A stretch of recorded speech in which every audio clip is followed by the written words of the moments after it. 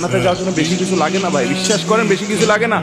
ইমানটা ঠিক রাখেন, 5 ওয়াক্ত নামাজটা সুন্দর করে পড়েন, বড় বড় কবিরা গুনাহগুলো থেকে বেঁচে থাকেন, কোনো মানুষের হক নষ্ট করবেন না, টাকা পয়সা নষ্ট করবেন, হক নষ্ট করবেন না, আচরণ খারাপ করবেন না, মানুষের দুর্ব্যবহার করবেন না, আত্মীয়স্বজনের সম্পর্ক বজায় রাখবেন। বাস এই মোটা মোটা কাজগুলো করেন, জান্নাতে যেতে পারবেন। আর আমল, সুবহানাল্লাহ, আলহামদুলিল্লাহ, জিকির, তাসবিহ, তেলাওয়াত, কোরআন খতম, মাহফিল শোনা, ওয়াজ করা, ওয়াজ শোনা, দান দক্ষিণা করা, তাহাজ্জুদ পড়া, নফল আমল, দোয়া, জিকির করতে করতে পাহাড় নিয়ে যাবেন। মানুষের হক নষ্ট করছেন, এই সমস্ত আমল আপনার থেকে নিয়ে নেওয়া হবে কিয়ামতের দিন। নবী সাল্লাল্লাহু আলাইহি ওয়াসাল্লাম বলেছেন ভিখারি হয়ে যাবেন আপনি, কারণ যে মানুষের হকের জন্য সব দিতে আপনি খালি হাতে জাহান্নামে যেতে হবে। এই জন্য মানুষের হক কখনো নষ্ট করব, প্রতিজ্ঞা করবো তো ইনশাআল্লাহ, কোনোদিন মানুষের হক নষ্ট করব না, বোনের হক নষ্ট করব না, ফুফুর হক নষ্ট করব না।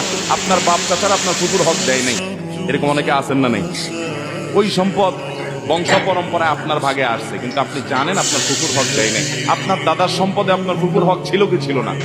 আপনার দাদির জমি জমা থাকলে সেখানে আপনার ফুফুদের ভাগ ছিল কি ছিল না? বাপ চাচারা দেয় নাই।